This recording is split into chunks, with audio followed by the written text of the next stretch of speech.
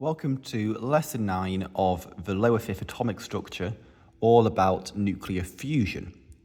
So, nuclear fusion is a forcing of nuclei of two atoms close enough together so that they form one larger nuclei.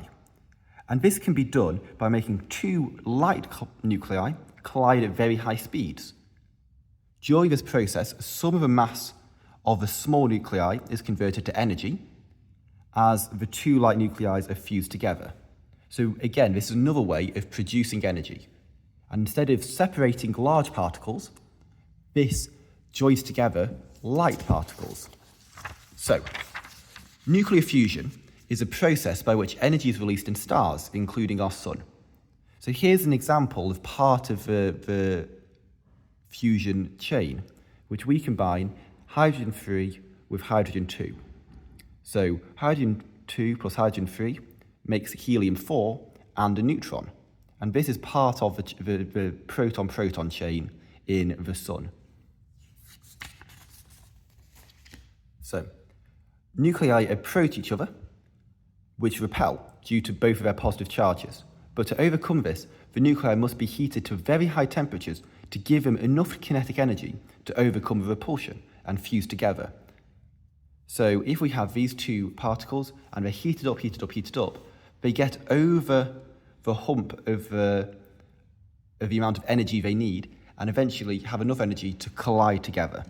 And this is when nuclear fusion is going to occur.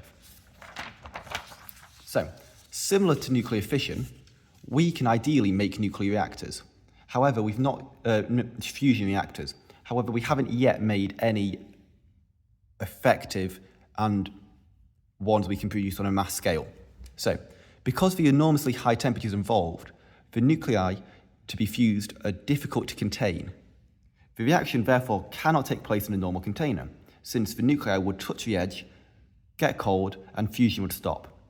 Instead, the fusion reactor has to be contained by a magnetic field, and the fusion reaction is produced by heating to a plasma, which is where the electrons and the nuclei are separated to very high temperatures by passing a very large electrical current through it.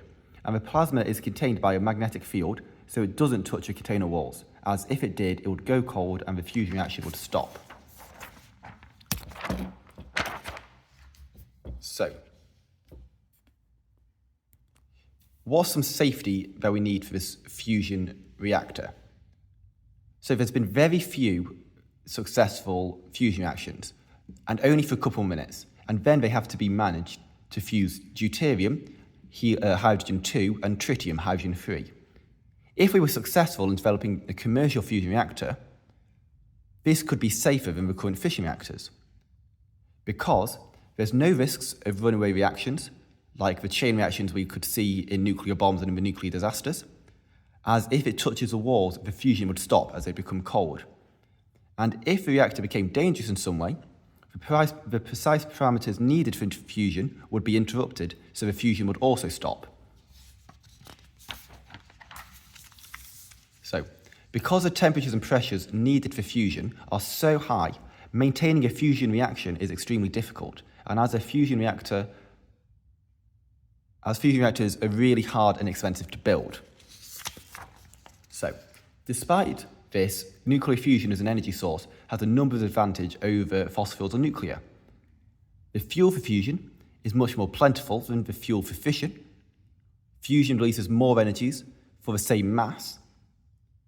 Fusion reactors can go out of control in a chain reaction and need to be actively stopped, whereas fusion reactors need to be actively kept going, so it's fail-safe and will not get out of control. Fusion produces little radioactive waste and can be used to make nuclear weapons. So it cannot be used to make nuclear weapons. No polluting gas is released, and no carbon monoxide, dioxide / greenhouse gases are produced, so global warming isn't contributed to.